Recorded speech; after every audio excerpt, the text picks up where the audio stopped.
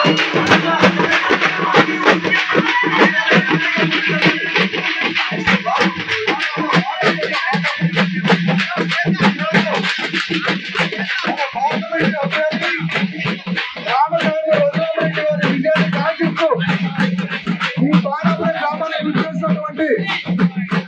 అందరి అభిమాన హీరో వెంకటేష్ గారి కూతురు అశ్విత్ గారికి, అదే విధంగా మన అందరి ప్రీతమ నాయకులు పొంగినేని శ్రీనివాసరెడ్డి గారి కూతురు స్వప్నరెడ్డి గారికి, అదే విధంగా మన పార్లమెంటు కూతుర్ని అలాగే రఘురామరెడ్డి గారి చిన్న కోడలు. మీరు నాన్నగారి మీద చూపుతున్న ప్రేమకి ధన్యవాదాలు. ఈ రోజు మేము ఇక్కడ వచ్చిన ముఖ్య కార్యక్రమం మా మామయ్య గారికి ఓట్ అడగడానికి. రఘురామరెడ్డి గారు ఎంత మంచి వ్యక్తో నేను చెప్పాల్సిన అవసరం లేదు.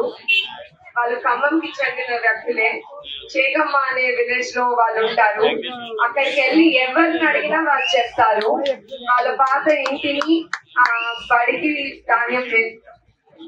దానం చేశారు. అంతేకాకుండా వేరే ల్యాండ్స్ అవన్నీ కూడా ఇతర మంచి అవ్వాలని, జనాలకి, ఊర్లో జనాలకి హెల్త్ కేర్ ఉండాలని, ఎడ్యుకేషన్ ఉండాలని ఇవన్నీ దానం చేసిన ఫ్యామిలీ వాళ్ళది. మా నాన్న మీరందరినీ ఎలా చూసుకుంటారో మా మామయ్య కూడా అలానే చూసుకుంటారు అని నాకు పూర్తి మన జిల్లా నుంచి 2 మంత్రులను ఇచ్చింది మన జిల్లా నుంచి. అలానే రేణుకమ్మని కూడా ఎంపీ చేశారు. అలాంటి కాంగ్రెస్ కి మనం ఎలా అయినా రఘురామరెడ్డి గారిని గెలిపించి గిఫ్ట్ గా ఇస్తామని నాకు తెలుసు. కానీ నేను అడిగేది మనకి మెజారిటీ కావాలి. ఎంత మెజారిటీ ఇస్తారు మీరు? ఏ గుర్తుకు వేస్తున్నాం ఓటు మనము? 8వ తారీఖున ఎన్నికలు. ఏ పార్టీని గెలిపిస్తున్నాం? ఎవరు మీ కొత్త ఎంపీ? రఘురామరెడ్డి గారు. మర్చిపోకండి, మే 13వ తారీఖున హస్తం గుర్తుకి ఓటేసి కాంగ్రెస్ పార్టీను మరియు మీ రఘురామరెడ్డి గారిని గెలిపించుకోండి. అలానే ఇక్కడికి వచ్చిన కాంగ్రెస్ కుటుంబంకి, అలానే సిపిఐ సిపిఎం మిత్రులకి, అలానే టీడీపీ మిత్రులకు కూడా నా హృదయపూర్వక ధన్యవాదాలు. ఇంత ఘనమైన స్వాగతం ఇచ్చినందుకు చాలా ధన్యవాదాలు. మా మామగారు ఎట్లాంటి మనిషో చెప్పడానికి మేము వచ్చాము. ఈ రోజు ఆయనకి ఓట్ చేయమని చెప్పడానికి వచ్చాము మేము. మా మామగారు ఏమి టేకప్ చేసినా అది చాలా కష్టపడి పూర్తి చేస్తారు. అలాగే సమస్యలన్నీ టేకప్ చేసి ఢిల్లీ దాకా తీసుకెళ్లి వాటికి న్యాయం చేస్తారని నాకు పూర్తి నమ్మకం. మా మీద చూపించినంత ప్రేమ మామగారికి చూపించి మే 13వ తారీఖు కాంగ్రెస్ ఓట్ కి హస్తం గుర్తుకి ఓట్ చేసి రఘురామరెడ్డి గారిని ఢిల్లీ పంపిస్తారు.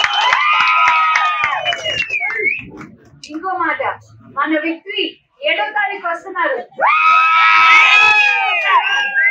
మా మామగారికి సపోర్ట్ చేయడానికి. అదే విధంగా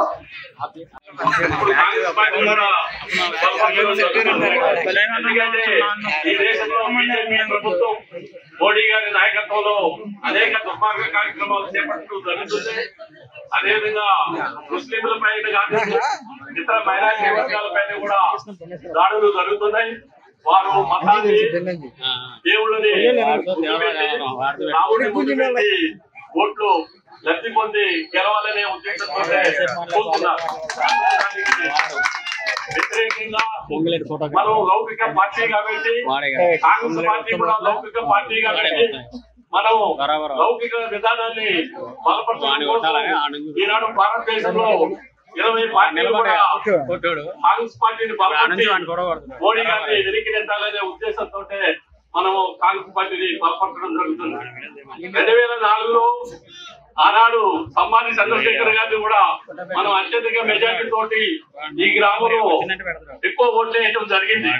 అదేవిధంగా ఈసారి కూడా మనం అదేవిధంగా మనకి రాజకీయ వైషమ్యాలు పక్కన పెట్టి మనం గ్రామ పంచాయతీలో కూడా కాంగ్రెస్ పార్టీలో కలిసి పనిచేయడం జరిగింది. ఈసారి కూడా మనం అత్యధిక మెజార్టీ తోటి ఆనాడైతే సమ్మాని గారి